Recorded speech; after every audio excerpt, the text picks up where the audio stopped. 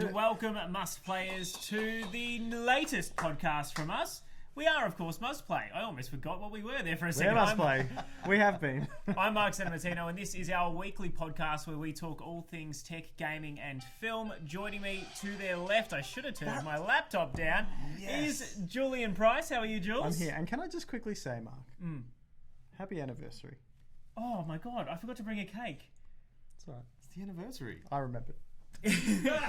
I'm so sorry that I forgot our 1 year. 12 months ago, Mark and I had recorded this podcast, which you can probably still find on iTunes. For the very first time. Mind you, we were doing things a lot differently back then. I mean, there was no Dave, which was an obvious problem with the show. And the first episode, it was just Santo and I. I think we were talking over Skype. Over Skype. Terrible audio quality. So bad. Was it just really audio? bad. It was audio. Just audio. You didn't have a video one to start. Mind you, with, we right? were just audio for 3 episodes. And then we went straight to video, and now we're going live across YouTube, Facebook, and Twitch. Of course, you can also catch our stuff on Facebook, Instagram, and Twitter. We're really taking over the world. We really are. We have taken over. One social media platform at a time.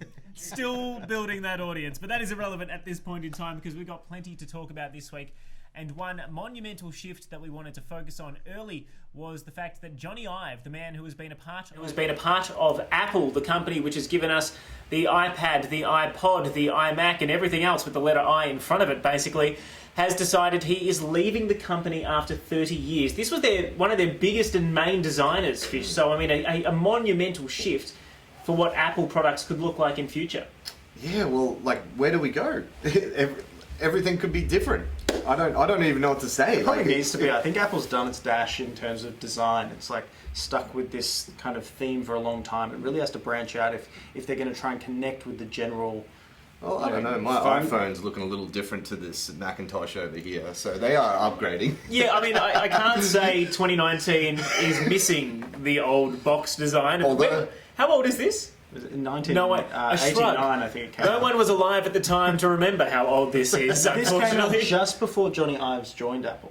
Well, we've got to mention that, I mean, he has been leading their design team since 1996, which is a huge amount of time to be involved in any company, let alone leading it. Of course, we've had so many huge, great products come out of Apple that have revolutionised the way that we use our technology ever since, particularly the iPod. I think that one was crazy in terms of what it did for music.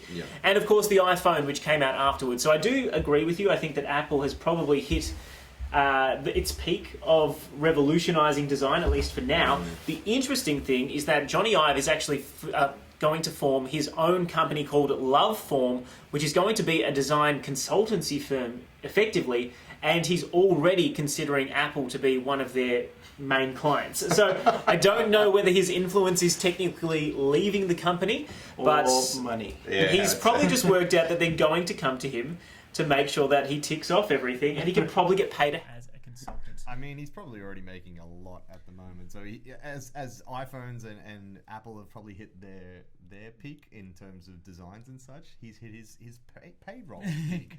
So now it's time to make a little bit more of that cash. Good on him, man. If that's the deal. Congratulations, Johnny Ive. We all wish we were doing what you were doing. One thing we were supremely skeptical about on this podcast when it was announced a couple of months ago, or it might have been, it was a couple of months ago, we've only been going for a year, was the fact that Netflix would be bringing a Witcher TV series out, and that Henry Cavill, the man who plays Superman, is going to be Geralt. Now, we got some images for the first time. We did. I don't know. I've never played The Witcher. It's one of the biggest black holes in my gaming back catalogue. Yeah. But Well, it is coming to Switch, so you'll be able to maybe play it in 480p. give it I another don't go. think so. Play it on the go, Santo. That's the selling point. I must say these images do look like they've got the costumes right. I'm getting a very Game of Thrones feel out of this, and But honestly, this thing here is what's irking me a bit. He's meant to have 2 swords.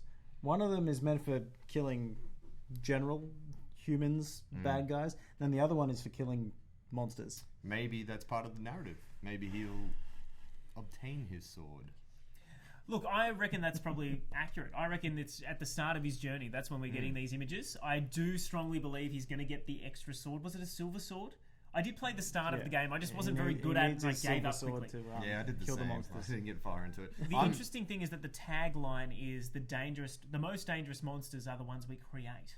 So I'm very interested to see what the story of this is going to be, how they're going about creating these monsters, and I hope it's through great cause and effect storytelling rather than just, oh, another beast.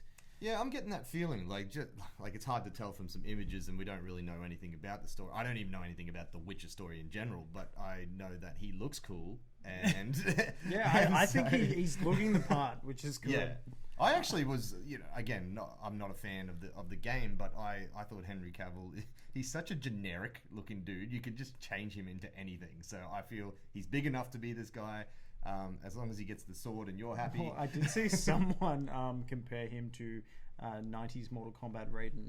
So, And what's wrong with that? That's that kind of put me off a bit.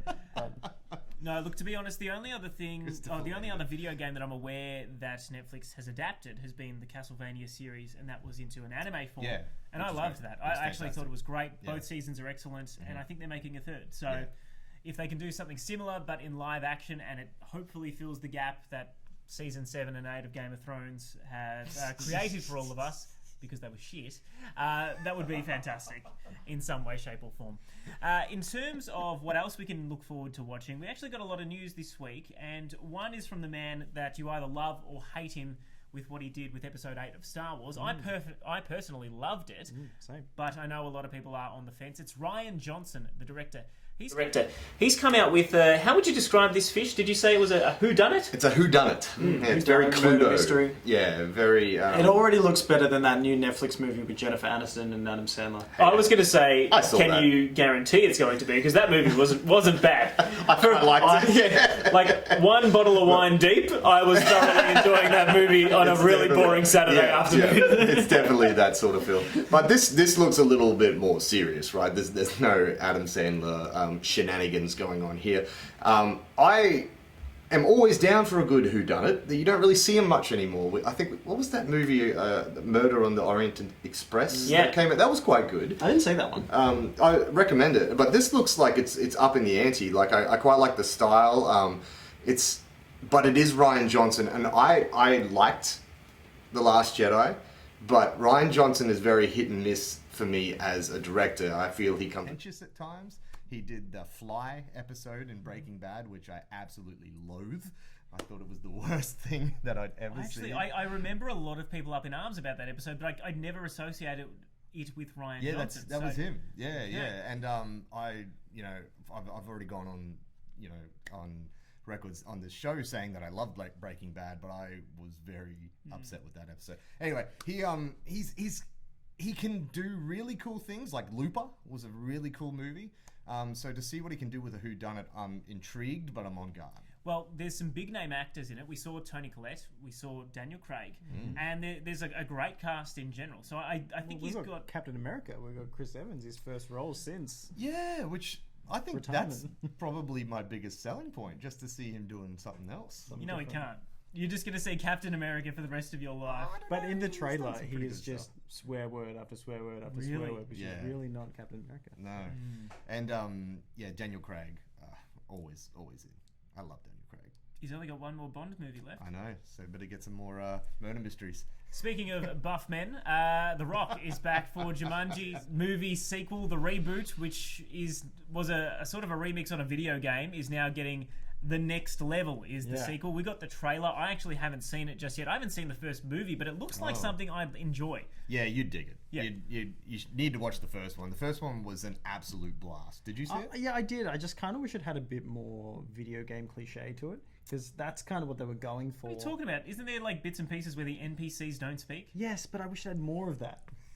That's my gripe. Like, I guess. I like stellar cast, like fantastic cast. They all worked really well together. I'm really now we've got They're adding Danny Danny DeVito and Danny Glover, and they're taking over the characters this time. So now you've got The Rock played by I think Danny DeVito, and Danny Glover is playing Kevin Hart. So there's all these old man sort of jokes with the generation gaps and all that sort of thing. Like, I don't know. It looks Just good old-fashioned family fun it's- right there with those old people jokes. Yeah. We love them. We make it's them very about. lowest denominator, but I love that stuff. So Now, while we're on our movie roll, there was one big addition to the Ghostbusters franchise. Of course, that was rebooted with an all-female cast, which I actually really enjoyed that film. I quite liked Leslie Jones, and I do like Melissa McCartney. Man, You didn't like it? No, I loved it. Oh, I you loved loved it? I absolutely hate that it got so ragged. It did not deserve it at all. It was a pure example of how evil the internet can be and the negativity that built around it. See, I got so many negative reviews that I kind of avoided it. So you haven't seen it? I haven't seen Oh it. man, watch it. It is great. It's not bad. Look, it's not the best movie going around, but it's certainly a serviceable entry in the franchise. I thought it was a good Ghostbusters movie. Yeah. I saw it at IMAX, and it was just a fantastic it was a good update of the old films. Like, they're old now and they're pretty dated. So Well, we're getting a second one. I think Paul Rudd uploaded this to his Instagram or his social media feeds, which is, of course, that's the classic fire station, which we saw in the Ghostbusters reboot. And then you get your look at the beautiful sunglasser-wearing Paul Rudd eventually. He's really taking his time on this shot. Oh, there he is. He's come into frame. he's so cool. We've zoomed in You know a what I bit. love about him announcing that he's in it? He's just literally standing on the street, videoing himself. People walking past, they don't have a clue who he is. No. I mean, this is Ant-Man. Come on, guys. It's Paul Rudd. He's a big deal. Well, seemingly no one else cares. But I love the fact that Paul Rudd is just out and about. I love that man. And I love that movie, I Love You, Man. So it all Yeah, sort of I only just fits. watched it again the other day. Fantastic. He is a great actor. He's underrated, I would say. Have we confirmed that his addition means that Chris Hemsworth might not be there? Potential. Well, I don't think. Well, Chris Hemsworth was in the reboot, so I don't think anything of that reboot is coming over. I'm not entirely sure, but I'm interested to see what role he's going to be playing. Is he going to be a new Ghostbuster? Because I always thought that the third Ghostbuster movie, it needs to be a passing of the torch, right? Which they probably should have done in the reboot. Like, you just have Bill Murray and the other guys come in and be like, "Hey, we're getting old. You chicks want to take this on?" And I think people would have been a little less angry about it, I guess, but whatever. I'm assuming something similar is going to happen here, and Paul Rudd is someone I can see in the Ghostbuster rags. He could lead the franchise for another trilogy of films. But I agree. I hope we see old Bill Murray. I mean, old all of them would be great. Yeah, well, I think they're all coming back. I'm pretty sure they're all hope so. in.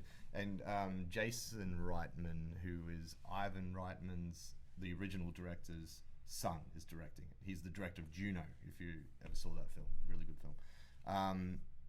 But yeah, I'm keen.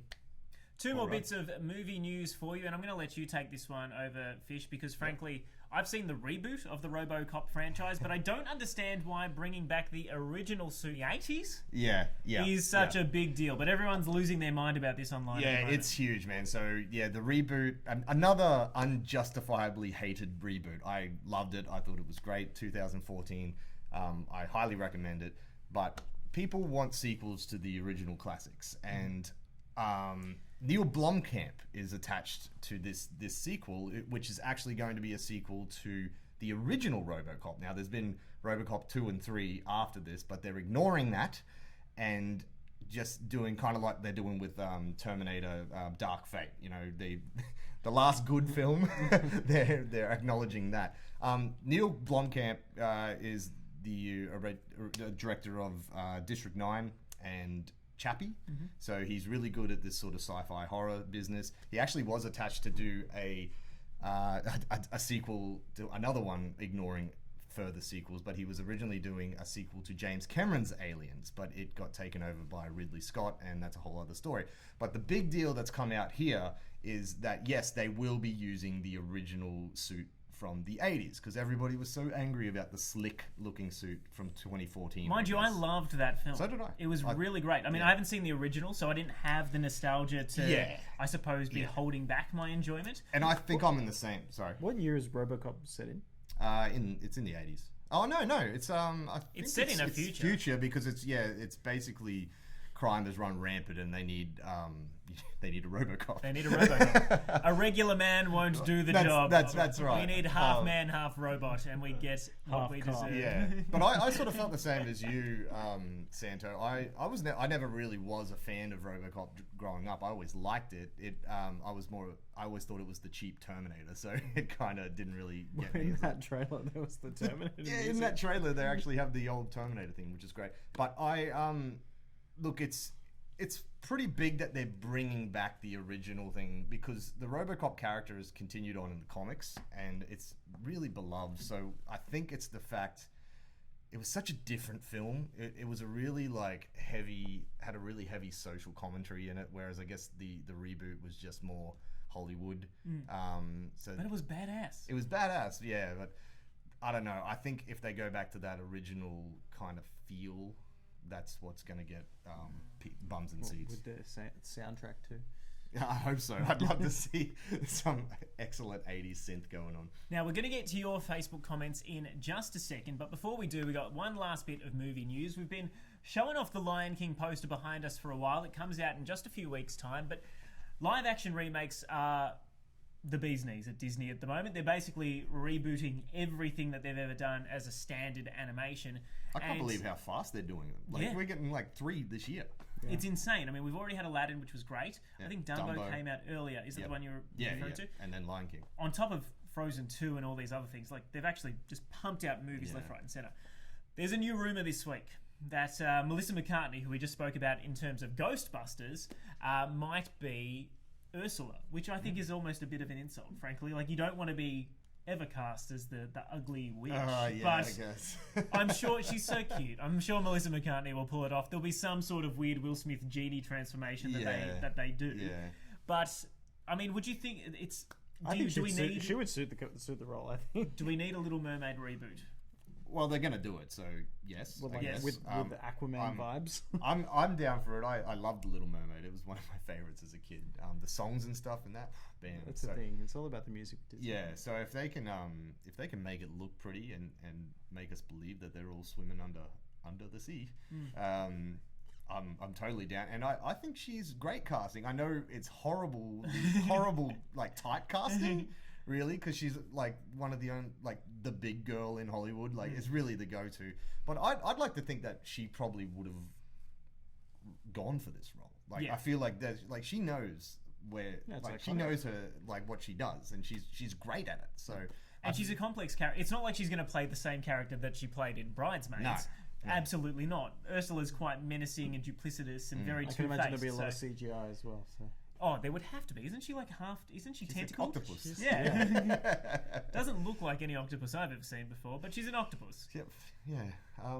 Look, I'm interested to see who else they cast. Who do you think would be a great Ariel?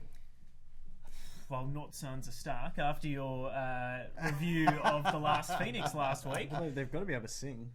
maybe like an Isla Fisher, but she's maybe. Look, this is going to sound 'Cause horrible. she has red Don't hair. chastise me, but is she a bit too old? Because Ariel's very young. She's a teenager. Yeah. I think the girl from Jumanji, Karen Gillian. Yeah, she'd make She a would great be a one. really good Ariel. What about Ariana Grande or something? Look, they probably would. Yeah. Oh Well, my you need god. someone to Can be you able to belt out imagine those how songs. much Ariana Grande ticket that movie would sell like bonkers if they put Ariana Grande. Oh, I don't yeah. think she can act. Mind you, I love watching Ariana on Jimmy Kimmel do those skits and whatever. Yeah. But Just die head red. let us It won't know matter. what you think in the comments. While we're here, we might as well read out a few. Who we got? Beck is keen for something. Dave, you want to read into that? Because I have absolutely no idea what your Yeah, I'm not sure which. baby mama is saying there. Matt Cockrell is actually hanging out for The Little Mermaid. Kale is slapping the bass man, which is a I Love You Man reference. Yes. Excellent reference. Slapping the bass. Apparently, Addie has told you that you forgot to take your hat off. Silly daddy. Oh, silly. That's just a daddy. nice Sorry, little comment Ads. from Jules's 2-year-old daughter. Is she 3 yet? Three. Almost 4. Almost 4. Oh my Tells god. you what's up. How time flies. These kids grow up so fast. And there's actually a lot of comments on our outfits this week. Nice shirt, fish. Jump Oh, on what do they say nuclear about winter. me? It's actually good. Sweet hat, Jules. Don't want you to be left out of the compliments. Thank That's you. because I got a compliment earlier on. 'Cause, yeah, I forgot to bring a change of clothes this week. So So he's suited up. unfortunately, I'm in my suit and shirt. I took off the tie just for you. Right? This is cash. Right? Yeah. Super It's good. cash. You look good. Of course, we've gotten to the point in our trash. podcast where we love to talk about video games, sponsored by Moondog Brewery. Thank you to Moondog for hooking us up with all of our alcohol-related needs. Probably not great to mention now that we've just said that there's a 3-year-old watching this evening. No, she should be in bed right now. we've got two big bits of news to talk about on the other side of our new Review in 2 series. They are Cyberpunk 2077 details, as well as another delay, which is actually caused by some pretty considerate reasoning. We'll get into that in a second. It's the same reason why Nintendo says Animal Crossing was delayed. But moving forward with our reviews, because we like to keep things short, sharp, snappy, and the fact that I have a very short attention span and don't want to spend hours editing, we're going to be reviewing everything we do in 2 minutes. Reviewing 2. Now, I don't know how that's actually going to work, because some people probably don't like that idea, but I've just forced it upon the group with my first video, and hopefully it catches on. So, last week I was talking about the fact I was playing the Cadence of Hyrule, which is sort of a mashup game between a beat-based rhythm and The Legend of Zelda. And here is what I thought of it.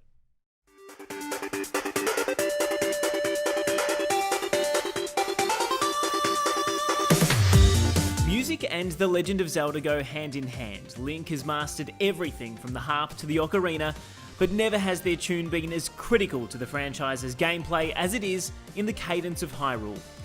It's a classic 2D Zelda adventure set to a beat. Every step, parry, and swing of your sword must be perfectly timed, a mechanic that is satisfying in success and downright frustrating in failure. Miss the beat, and you don't move. You can play as both Link and Zelda. Disappointingly, there's little difference between them. Both can use the same weapons, and only the final dungeon forces you to switch between the two.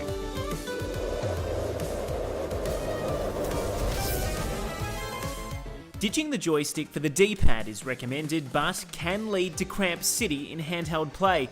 There are 4 dungeons and 4 musically themed bosses to beat. None are particularly tough once you figure out their pattern, until a downright brutal showdown with Ganon. Difficulty spikes aside, the star of this show is the remixed music.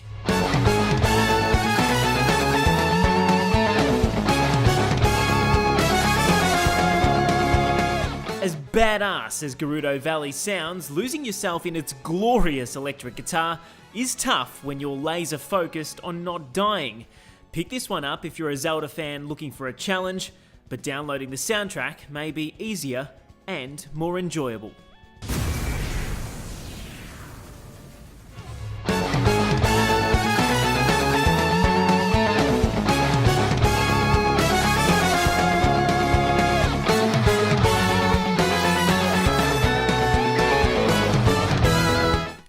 So, that's what I thought about the Cadence of Hyrule. 3.5 stars. You know, it actually makes me want to play it. Yeah, it looks good. When you described it last week when we were talking about it, it sounded really difficult. I was like, Well, that was the thing. It looks really good. It's actually a fantastic Zelda game. As a 2D Zelda game, it's sensational. I loved the way that the world was laid out. I loved the enemies. I loved the way that you collected weapons. But the problem was, it was really quite tough. And the difficulty curve was super steep to begin with. It was quite hard to learn what you were doing as you slowly got to the beat and worked out. Because a lot of the time when we play video games, and it might just be me, but the majority of your movement is done with your right hand because that's the button that you're pushing. And normally you can quite lazily get away with just throwing the joystick to either side or forward with your left hand. In this, every movement is up, up, left, right, down, up. And it's quite strenuous for an untrained left thumb, I must say. Need to go to the gym and start doing some thumb-related exercises. But, look, it's a good game. Won't be for everyone because it's quite a high... quite high skill. You need a high skill level to get into it to begin with. I'm not talking myself up. I struggled really badly at the beginning, but that's why I think it will be a little bit off-putting for some people. So if you're willing to persevere, pick it up. It is $37 though, so I would probably wait for a price drop if you're not keen on it right away or you're not a big Zelda fanboy. What do you think if a lot of people are looking for a Zelda game and stepping into this beat? Like, because it's a different sort of gameplay, right? Yeah, it's a very different kind of game. It's got the structure of a Zelda game. I wouldn't, and that's really all a Zelda game is. It's dungeon, find weapons, beat boss, go beat Ganon. Yeah. No spoilers. That's every game. But the fact is, because it is controlled in such a different way, I actually think it's harder to enjoy that structure, the familiarity of it. And if anything, that was the only thing that kept me going, was because I knew where that I was making progress, and I wanted to see Gerudo Valley, and I wanted to hear that music, because the music in this game is sensational. I mentioned that. But it is probably just easier to listen to it on Spotify, like I have done afterwards, rather than suffer, because you're so focused on hitting the beat that you don't even really enjoy it. I was sitting there stomping my foot, going, move. That's not how you want to play anything. We should have recorded that. That would have been great for the review. That's all right. We're going to do that little clip just there. Yeah. That's what I thought. If you've played not Cyberpunk, if you've played Cadence of Hyrule, let us know what you've thought. If you've played Cyberpunk, give us a call. Well, that's what we wanted to talk about next.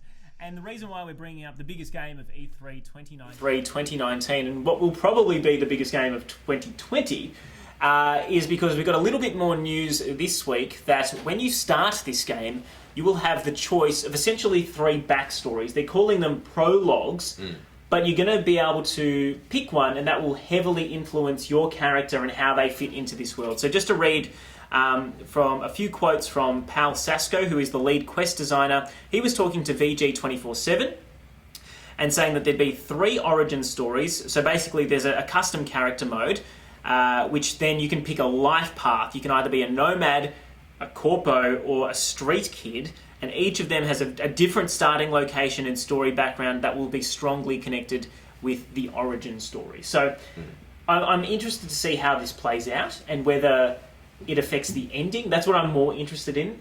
I just love that there's like 3 ways to play, essentially. Well, there's 3 ways to start. That's my point. Yeah, like I just hope it's not like Elder Scrolls where you pick a race and it's kind of like you just look different.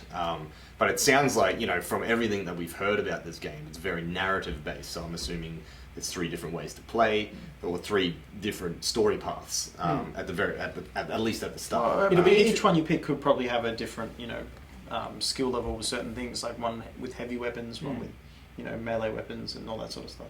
I don't know if it would, frankly. Anyway, we've got to get all these details, but I personally think they're basically saying you'll start in different areas of the world, and because it is an open world design game, the mission structure will still be the same, but where you start effectively is different. The characters who you go to for quests will be different, all that sort of stuff. But I'm interested to know how it actually culminates. Yeah. Because if you're a different person, like where you're going to be in 10 years is going to be different to where I'm in 10 years. Exactly, it's different to where you're... Like, we've all started at different points. So, sure, we've come together now, thanks to the joyous nature of the Must Play podcast. But, who knows where we're going to end up. We're not all necessarily going to end up in the same spot. So it'd be cool to see how it all intertwines, is what you're saying. Exactly. Yeah, I think it's going to be great. The more I see about this game, the more excited I get. Well, we don't have long to wait. It's coming out on April 16 next year for PlayStation 4, Xbox One, as well as PC. And I'm assuming it's one of those games that'll probably end up getting ported as a launch game for the PlayStation 5 have to. And the Xbox 2 at the end of next year, just to really show off what they can do. Because Cyberpunk is one of those games that, even though this trailer looks amazing, it is all obviously it's just a CG movie. And I think the gameplay that we saw last year actually looked better than what we saw this year. So I feel like they've hit a very high bar and they're dialing it back for the consoles. So I genuinely think once we get the next generation hardware that it's going to look better and better. And finally, the last bit that I wanted to discuss on our podcast tonight is the fact that Cuphead, a game that I absolutely loved, was getting some much anticipated DLC. We've known about this for a while. It was actually announced at E3 2018, but we've just found out this week that unfortunately the DLC, which is called The Delicious Last Course, is being delayed until next year. Bit disappointing in my books. If you don't know what Cuphead is, which I don't think you did. Yeah, no, before you were just telling me. Well, have you played it, Jules? I've only watched people play it. I've never... It looks very difficult. How dare you? It looks very difficult. It is basically the Dark Souls of platformers. That's what a lot of people said at the time. It is tough. It's not like Celeste, which I know you have played, which is very platformer heavy. This is sort of more focused on bosses, and you sort of shoot a pallet with your finger, effectively. Is he actually a cup? He is a cup. Well, so you're Cuphead, and if you've got a second player, that's Mugman. All right. So I'm totally Mugman. It's great, and it's all hand-drawn animation. I wish we had some vision to show you right now, because it is absolutely stunning. Disappointing, but the reason they've given for the delay is that there was to avoid the unhealthy crunch on a project, which is all too common in the gaming industry. So they're basically saying we didn't want to pressurize our staff to the point where we broke them with such a a close release date, which I think is interesting because it's the exact same reason why Nintendo said they would delay Animal Crossing into 2020, March of next year, because they said there was a lot for them still to accomplish, and they didn't want to affect their employees' work-life balance and have them staying back for 12 hours a day, etc. So, I mean, it is interesting that the companies are actually coming out and saying, no, we actually want to behave in the way or treat our employees in the way that we should. So bad luck, the game's going to take another 3 months. Well, that's also a good thing because the quality of play will be better too, right? Like, it's not going to be rushed. It's not going to be a half-done game. Man. You can't create a diamond without a bit of pressure. Well, and you'd rather a delayed game in the end than a half-done game. Yeah, that's what I mean. Like, I'm always for if it takes a little bit more time, don't keep us waiting forever. But like, if you need the time, take it, please. Make it good. I agree. But I'm very interested to see what it's going to turn out like because, I personally think that they nailed Cuphead the first time around. I just wanted more. That's all. I just wanted more. How old is this game? I think it's 3 years old. Okay, so has there been DLC? No. This is the first DLC. First so DLC. we're waiting. Okay, well now I You've been understand waiting a why long time. people are getting antsy. Yes. 3 years maybe. Before we get into what we're playing, we've got a couple more comments on Facebook. Looking forward to the Lion King remake, Jules. That's a question for you. I am, but I'm not, itching to see it. Dave? Yeah, I'm keen as hell. I think it's like from the moment that they brought out that first trailer and you saw Rafiki on Pride Rock, I was all in. To be honest as well, they released a new behind the scenes today, and I didn't realise that Pharrell Williams had been brought in to remake a bit of the music or remix certain bits. I didn't know that. Neither did I. I knew they obviously had Donald Glover playing Simba as well as Beyonce playing Nala, so I thought that'll be great because both of them are singers, we'll get a really authentic... It's not going to sound like somebody else is singing the main songs. We'll have the main characters doing it. But I was interested to know exactly how Pharrell is going to be involved. Yeah, is he going to funk it up a bit? I have no idea. That happy song from Despicable Me 2 is a classic. So. Impossible to get out of your head. Yeah. Mind you, we're all still singing Lion King songs anyway, so Yeah, I don't know yeah. how much he actually needs to do. Beck is not all that happy with The Little Mermaid, apparently. Little Mermaid derp. I'm not too sure. Matt Cockrell just wants Meso back on the podcast. You got a fan, Mason. You got to come on. I can't decide whether he wants Meso back on or he's just leading the campaign to get rid of you. Well. Because that's the only time he's seen Meso on this show is when you had to leave and we needed Meso as a fill-in. He was on in early days when I first came on. Yeah. Whatever you We'll want to say. we'll have words, Matt Cockrell. I'm seeing him this weekend. Well, as we do at the end of every podcast, we talk about what we're playing at the moment or what we're hoping to play this coming week. And we'll start with you, Fish. You've brought in your little One Piece ornament this week. Yes, Thousand Sunny. I have been playing the One Piece game. He's holding our thing there. Our business card. Mustplay.com. Because We we're do, official. and we do business. Yes. I've been playing. It's called World Seeker. It's just a big RPG type game set in the One Piece world, and I've just been on this binge of One Piece anime at the moment. So I bought the game when it came out and played maybe half an hour, and so I'm back on it. It's look, I was saying to Jules earlier that it's one of those games that if it wasn't One Piece, it'd probably just be a nothing game. But it's One Piece, so it's great. You kind of because he's a stretchy dude. He kind of it's kind of like Spider-Man. He swinging around with his arms and things like that. But it's basically just fetch quests. Now, you reviewed that in about 30. I'm going to need you to stretch that out We got to to go two. to two? To two next reviewing week. two, Okay. Yes. I'm expecting big things, all right? I want more than that. How about you, Jules? I've been playing Terraria, which is out this week. It's not a new game, but it's just come out on Switch. They've just ported it over. It's a game that's been out for Yeah, I remember Terraria. maybe it might be 10 years. Or, Yeah, it's an old game. so it's just come out on the Switch. It took me a bit to get into it. The controls are very different than what you'd expect. It's like a using a platformer, mouse. right? It's essentially a 2D Minecraft. Oh. Initially But released with in bosses. 2011. No, so not quite 10 years ago. Almost. But it's heavily focused on boss fights. Big bosses like giant skeletons and giant eyeballs floating around. I'll review it for next week, but I'm finding it a bit glitchy at the moment. So. No good on the Switch. That's the second game, because they brought out that Bloodstained Ritual of the Night last week, a game that I was actually really looking forward to playing.